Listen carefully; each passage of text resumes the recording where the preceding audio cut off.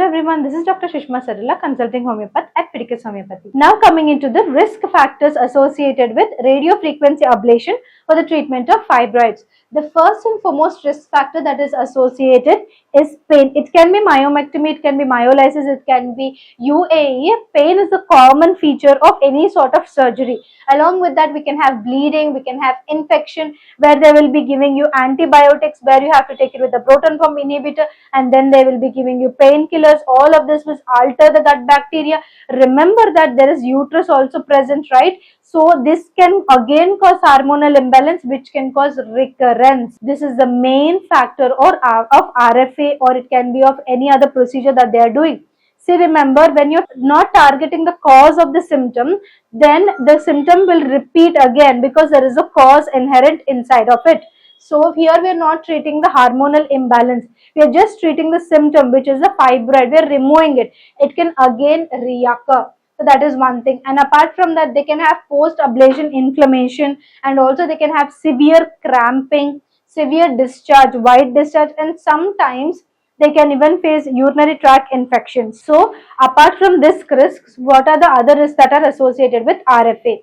The other risks associated with RFA, which are of very risky nature or grade 1 risky nature. First one is uterine perforation. Here, if the procedure is not performed properly, the probe can go directly through the uterine wall and perforate and make a hole in the uterus. This can lead into severe problems. It can lead into pelvic adhesions. It can lead into PIDs. It can lead into overall septicemia. It can lead into blood pooling inside of your organs. So this is one problem. And the second problem after this uterine perforation is it can cause hemorrhage, that is bleeding or pooling of the blood, called as hematoma. It can cause abscess where it is filled up with the pus, and also it can cause colon laceration. What do you mean by colon laceration? Here we are not targeting the colon, right? But remember, uterus is not present separately inside a box inside the human body, right? It is present in the midsection, where anteriorly you will be having urinary bladder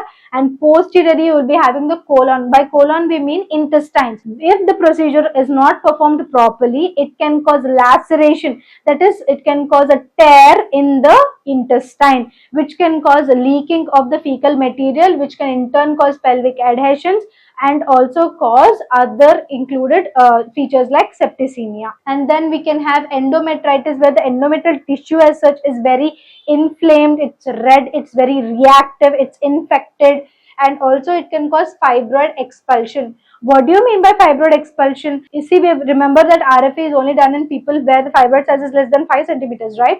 So 5 centimeters fibroid, after being shrunken or after applying this heat, it can become, it can tear off from the original cavity and it can come down through the vaginal cavity. That can be very, very painful. That is also one of the risk factors for fibroid expulsion. Apart from this, there can be deep vein thrombosis. What is deep vein thrombosis? While performing the surgery, if the clots occur, they usually resolve inside a blood vessel only, the smaller clots. But if a bigger clot comes and it is moving throughout the circulatory system and it gets attached somewhere in the capillary, wherever it is getting attached, that whole area, that whole organ, or wherever it is getting attached, that whole part will not receive any blood supply. It will start to become necrosed, which is death, and then it will start to become putrefied also if it is not taken care. So that is a deadly problem of this RFA treatment. This embolism can be lodged either in the brain, it can lodge in the heart, or it can lodge in the lower leg vessels, where it can lead into varicose veins, or it can lead into DVT, deep vein thrombosis symptoms like bluish discoloration, leg ulcers, varicose veins ulcers. All of this can occur. If you're someone who's suffering from fibroids or endometriosis or adenomyosis or polycystic ovaries or dysmenorrhea or PID, remember that Fidicus Homeopathy is the best way to cure all of this. We have two types of consultations here at Fidicus Homeopathy. One is the online option and second is the offline or the in-person option. If you're someone who's staying near the nearest branch of Fidicus, you can come and contact us in person. If you're someone who's seeing this video and are far away from us, you can contact us online through audio consultation options or through video consultation options. Once the procedure is done and once the case is taken, we will be asking you for investigations, and any sort of already done investigations can be shared with us. after the whole procedure is done, especially to our online clients, we will be delivering you our medication. If you're staying in India, it can take 3 to 4 business days. If you're staying in USA, it can take 3 to 5 business days.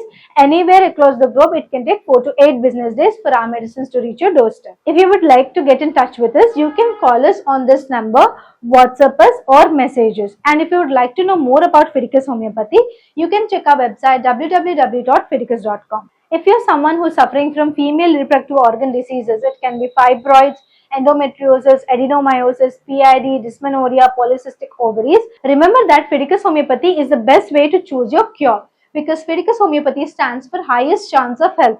Here we surely follow 3 principles. The first one is having highest success rate in already treating the existing disorders related to the female reproductive system. We have good number of cases where the outcome is very good and the recurrence rate has decreased. And also we have transparent treatment principle, wherein there is no gray area between the patient and the doctor. We will be discussing it with you about the prognosis of the case. And third is the personal care here at Fidicus is top notch. If you have any sort of misunderstandings or queries related to your problem, they will all be clarified. If you want to choose health, if you want to choose cure, choose Fidicus Homeopathy. Thank you.